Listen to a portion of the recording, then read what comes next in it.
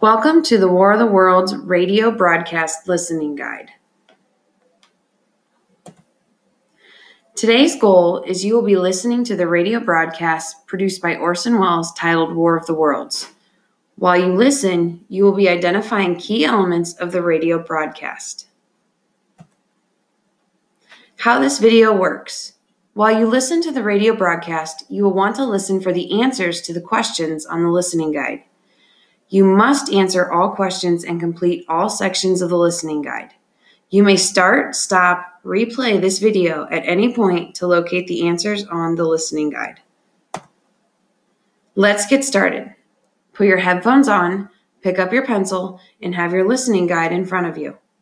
If you need a minute to get ready, press the pause button now. When you're ready, press the play button to move on.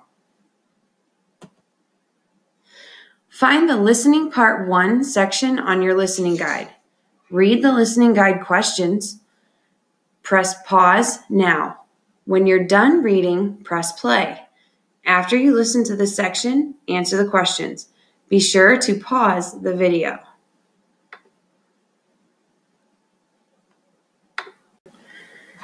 This is Listening Part 1.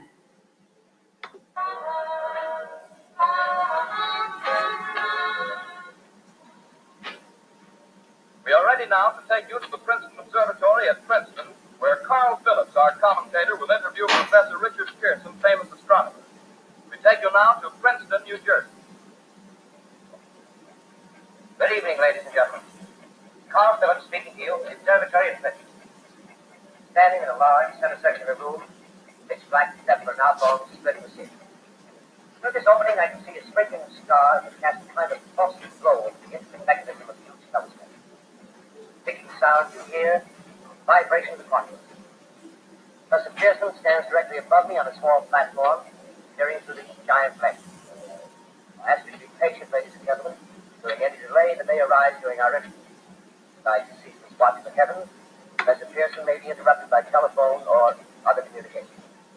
During this period, he is in contact with the astronomical center of the world. Professor, may I begin our questions? At any time, Mr. Phillips. Professor, would you please tell our radio audience exactly what you see as you observe the planet Mars through your telescope? Nothing unusual at the moment, Mr. Phillips. A red disk swimming in the blue sea. Transverse stripes across the disk. Quite distinct now because Mars happens to be at the point nearest the Earth, in opposition, as we call it. In your opinion, what do these transverse stripes signify, Professor? Not canals, I can assure you, Mr. Phillips. Although that's a popular conjecture of those who imagine Mars to be inhabited. From a scientific viewpoint, the stripes are merely the result of atmospheric conditions peculiar to the planet. Then you're quite convinced, as a scientist, that living intelligence as we know it does not exist on Mars? Then the chances against it are 1,000 to 1. And yet, how do you account for these gas eruptions occurring on the surface of the planet at regular intervals?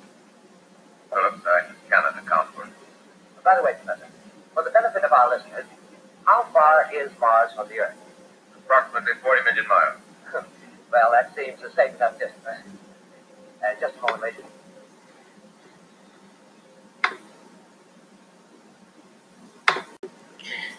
This marks the end of Listening Part 1. Answer your questions on your listening guide now. When you're ready, press play to continue the listening guide. Listening Part 2. Read the listening guide questions for Listening Part 2.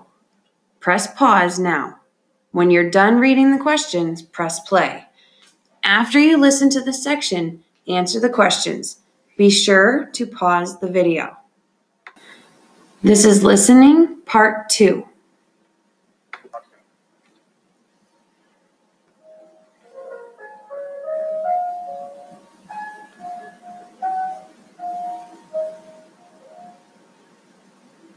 Ladies and gentlemen, here is the latest bulletin from the Intercontinental Radio News. Toronto, Canada. Professor Morris of Macmillan University reports observing a total of 3 explosions on the planet Mars between the hours of 7:45 p.m. and 9:20 p.m. Eastern Standard Time. This confirms earlier reports received from American observatories. Now, nearer home, comes a special bulletin from Trenton, New Jersey. It is reported that at 8:50 p.m. a huge flaming object, believed to be a meteorite, fell on a farm in the neighborhood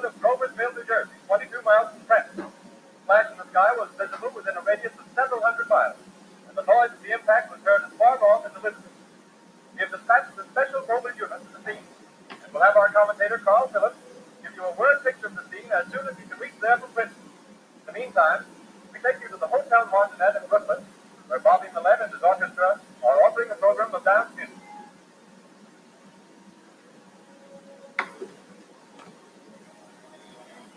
This ends listening part 2. Listening part 4.